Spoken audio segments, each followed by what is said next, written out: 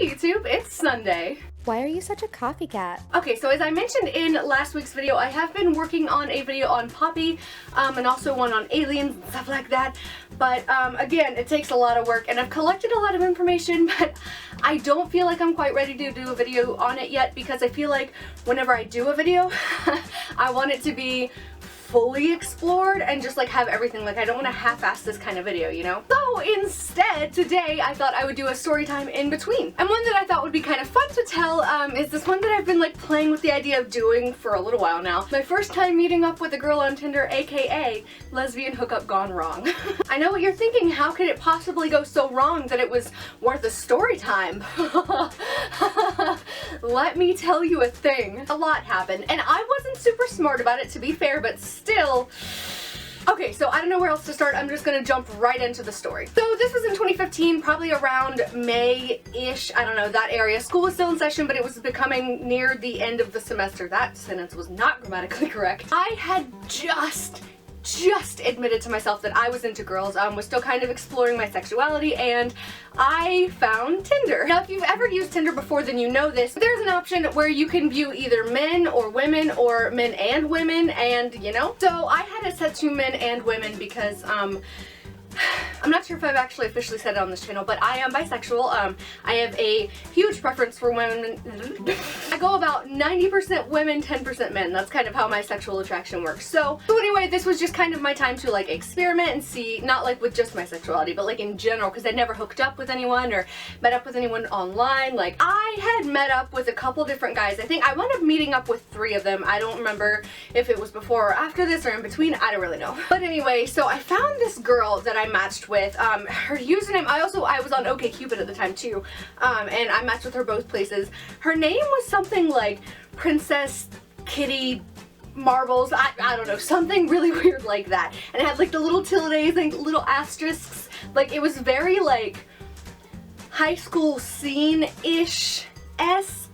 I just remembered her name. I couldn't remember it beforehand, so I was just gonna make one up, but I just remembered her name, but I'm still not gonna use it just in case. We'll call her Leah. So I matched with Leah on both Tinder and OkCupid, and we started talking. We didn't really talk that much, but we like went back and forth a few times, and keep in mind, I'm still pretty new to Tinder. I, you know, hadn't really thought about the fact that you should probably be safer about it, talk to them more, like FaceTime them, Snapchat them beforehand, etc., and then meet up with them in person in like a restaurant or something beforehand. So when she asked me if I wanted to come see her at her, I think she might have said house, she asked if I wanted to come see her, and I was like, yes, because I assumed that meant that we were going to hook up. I mean, that's what we were on there for, and we had both talked about how we were into women, and she said she was married to a man, but her husband had told her that she could experiment with women because he knew that she was into girls, but she didn't actually find out she was into girls until after they got married and blah blah blah, all that fun stuff. And I'm totally cool with that. I'm like, you know what, as long as he's fine with it, I don't really care, as long as it's only the 2 of us. And she's like, yeah, it's only gonna be the 2 of us. So that was my impression going in. I've said that about like 5 different things, but I feel like I need to lay out the facts in order for this story to really just blow your mind like it did mine. So I was living in a dorm on my college campus at the time, which is in Charlotte, and she said she lived in Gastonia. I figured we were gonna like meet in the middle, or maybe she could come over to my place, but she was like, oh no, can you just come up to my place? And I was like, you know, whatever, fine, because I wasn't thinking about it. So she sent me her address, and she lived in Gastonia. Now, for any of you who aren't from North Carolina, Charlotte is a big city in but Charlotte's a big city in North Carolina. It's where like all the jobs are and blah blah blah. And there are a bunch of small towns like around Charlotte that are like in the country-ish area. All of them are about 30-45 minutes away, sometimes a little further. And Gastonia was no different. Gastonia is about 45 minutes away from my college. And for those of you who don't know anything about Gastonia, it's also low-key known as like the shithole of the area. Not to offend any of you guys who may live in Gastonia or have lived in Gastonia, but I've lived right beside Gastonia in Dallas, and I worked in Gastonia, and honestly it's not an incorrect assumption. Okay, so back to the story. So she sent me her address. It was going to take like 45 minutes, and I told her like I would text her whenever I was leaving, and I also gave the address to one of my friends. We'll call her Melanie. So I sent Melanie the address in a text message. I also like saw her in person beforehand, and I told her her where I was going, and I was like, you know, if I'm not back by this time, blah, blah, blah, like, I don't know, like, just, like, trying to take safety precautions. Then she told me, also, if you need an escape plan, just text me, and I will call you, and I will tell you that there's some emergency and you need to come. And I was like, well, that doesn't seem necessary, but okay, sure, yeah, that'll be fine. So I get in my car and I start driving. 45 minutes later, it seemed like it was in the right neighborhood, but my GPS was being really confusing. And again, I was expecting a house. So I was driving around looking at all the houses in the area. None of them had the same number as hers. And actually, like, I feel like it was skipped and the numbers were weird. It was all curvy. It was very confusing. She had texted me, hey, are you close? And I wound up just like calling her and was like, hey, I can't find your house. Then she said, oh wait, did the GPS not tell you the name of the place? And I was like, no, I put in the address. I'm looking for your house. I can't find it. None of the numbers are around here. And she was like, oh no, it's not a house. It's a motel. So I'm already like, what? And she gives me the name of the place and I'm like, well, you know what? I'm already here. I'm like 5 minutes away, if that. I'm not just gonna drive home. That's not to say that I shouldn't have driven home, because I certainly should have. But no, I was stubborn. I was like, I've already driven 45 minutes out here. I've already driven around, gotten frustrated. Also, I had this sundress that I like to wear. It was padded in the boobs. Actually, I think I might still have it. Yep, there it is. So it wasn't wrinkled like it is now, but it was this dress. It's like padded in the front, so you never have to wear a bra while you wear it, which is good because it has like spaghetti straps. And while I was going along with the theme, I was like, maybe I should be sexy and just not wear any underwear. So I was not wearing underwear. I was wearing this sundress, nothing underneath, just like the tulle. It's like all down here. And it was a hot summer day too. So, you know, I was very comfortable, a little sweaty, but comfortable. Ah, my knees hurt. That's what she said. Okay, so I found her place. It was a motel. I don't remember the name of it, and it doesn't matter anyway. So I pulled up and I'm sitting in my car, like I turned my car off and I just kind of sit there for a minute, and I had already located like which door was hers. I was like looking at it and I was like, do I really want to go in here? I was like, I mean, Leah's cute, you know, she's real cute, and I do want to see what happens with the girl, but I'm nervous because she lives in Gastonia in a motel. Would have been one thing if she just lived in Gastonia, but it's also the fact that she lived in a motel in Gastonia, and motels are always kind of shitty anyway, and I'm not knocking motels, okay? They're cheap, and if I need to stay somewhere, I'm not opposed to staying in a $30 Motel 6 room, you know what I mean? But living in one, I mean, you do you, girl, but I was kind of sketched out. I sat there for a few minutes just kind of like debating. I was like, okay, you know what? I already drove all the way up here. I'm not gonna spend this gas and not even talk to her, okay? If it gets sketchy, I already have Melanie as a backup plan. So I get out of my car and I walk up to her door and knock on it, and she opens the door and she looks just like our pictures. I was low-key not expecting that because I know sometimes people look different from their pictures. I probably don't look exactly like my pictures either because I take really good selfies when I want to, and I'm really picky about the selfies I put on there. So anyway, I was pleasantly surprised. Funny thing is too, she didn't have a very strong country accent. I was kind of expecting her to, especially living in Gastonia, you know, almost everyone out there does. But I don't know, maybe she moved to there from Charlotte or something. So she opens the door, lets me in, and right off the bat, it's a small room, and there's only one of them. Room, I mean, not people. So first off, it's a tiny room. Their bed is it's like a big queen size bed. It's taking up like the entire room just about. There's like, I don't know, maybe like less than a person's length of space in all directions around the bed. And there's a chair right beside, like you walk in the door, there's a chair like right here against the wall, and then a few feet away is the edge of the bed.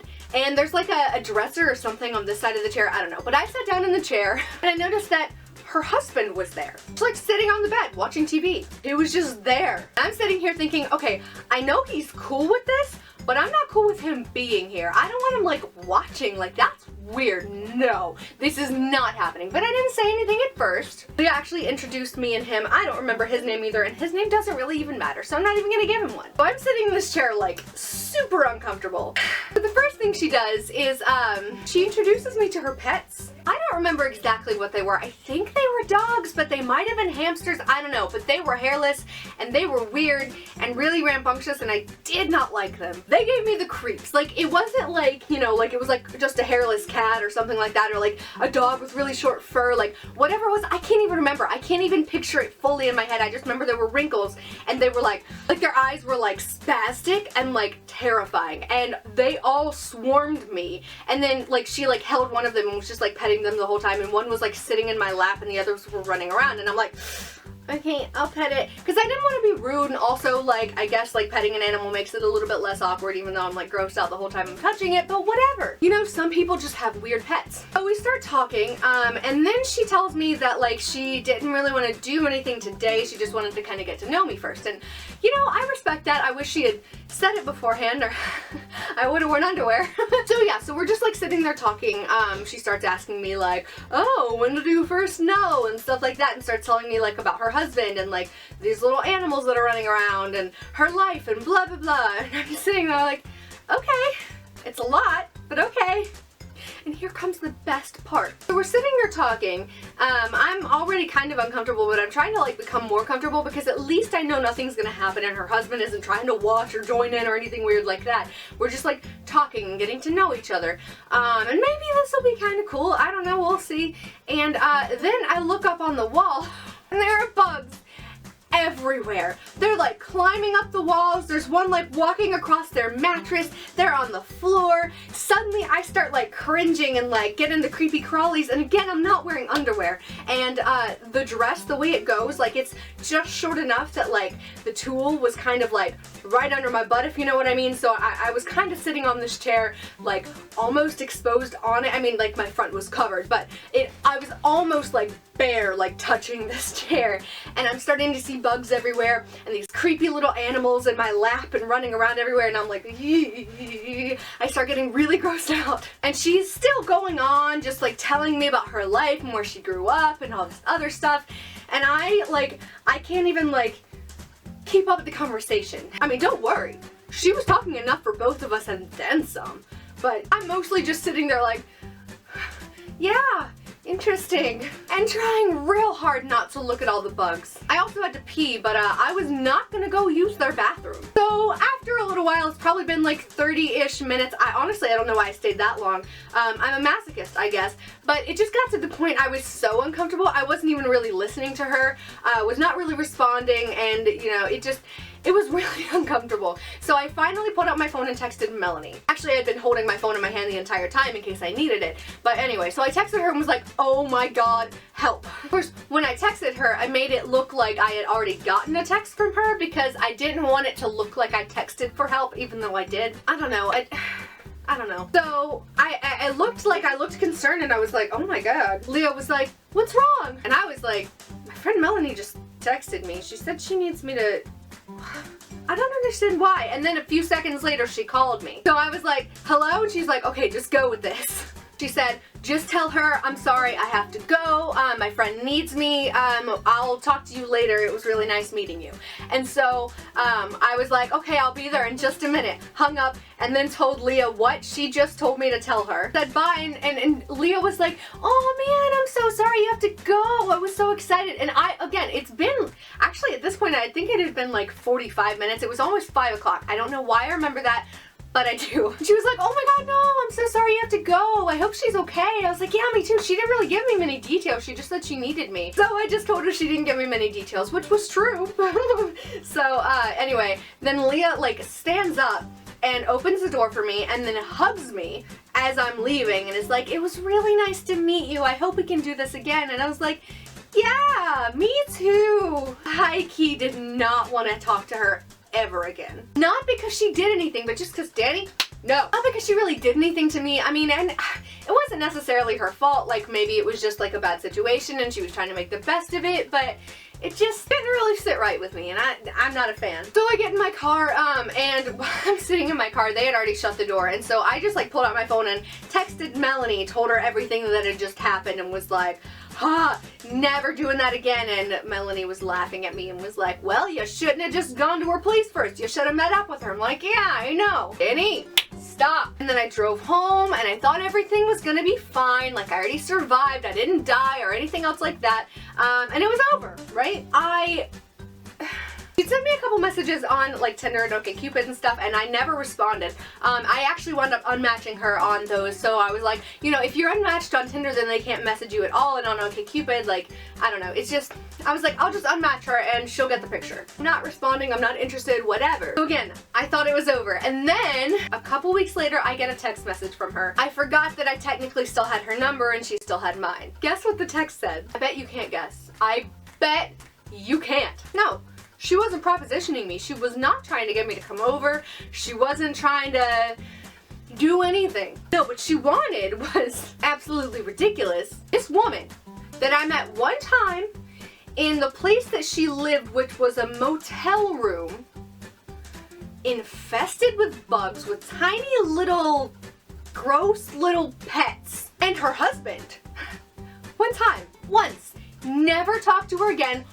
One time, she texted me and said, hey, is there any way I can borrow money from you for rent? They're trying to kick us out and I don't have anywhere to go. Please, I'm really scared. I don't want to lose this room. What do you mean? What does that mean? Why? Who does that? One time, I immediately just like blocked her phone number because either this girl is like a scam or something, and maybe her husband was her manager or something. I don't really know.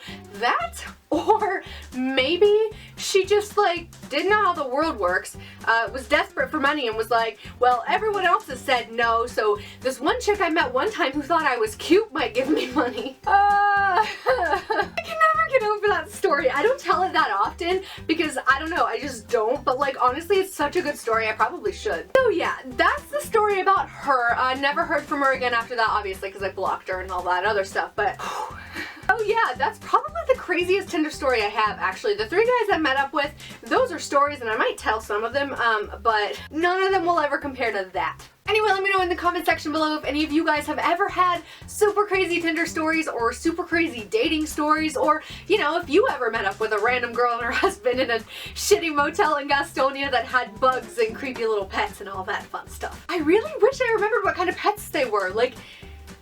Okay, so that's gonna be about all for this week, guys. I hope you really enjoyed the story time, and hopefully by next week I'll be done with the Poppy video. Fingers crossed. I'm already comparing like titles and stuff. I'm delving really deep into a few specific videos and trying to put together like a specific storyline. I don't want to just cover like the general like background behind Poppy and what it means and all that stuff, because that's what everyone else has done, and I'm not just gonna like regurgitate ew, a bunch of stuff that a bunch of other YouTubers have said. If I'm gonna make a video on this, it's gonna be different. There's gonna be an actual reason for it. So that's coming. Also, I have decided that I am going to continue reading from Scott. Next time, I'm planning on acting it out a little bit. So yeah, that's about all for this week. Thank you guys so much for watching, and welcome to everyone who's new. I keep saying that, but you guys keep coming in, and I'm excited. But that's gonna be about all for this week. Thank you guys so much for watching. I know I already said that. I'm flustered. I'm having camera issues. Thanks so much for watching, and I'll see you next week. Hey YouTube, hey YouTube, hey YouTube, it's Sunday. We thought you died. Fuck it, I'm dead. Little boulder! Whiplash, sorry. Subscribe. Anyway, kind of psycho mode. What? Yeah. MeowChiatos? Same. Woohoo! Why does this shit happen to me? Why are you such a copycat? I've had so many camera issues today, I keep having to like record because it keeps like stopping automatically.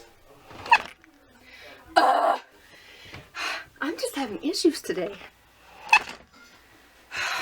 Just have to finish my video. Stop messing up.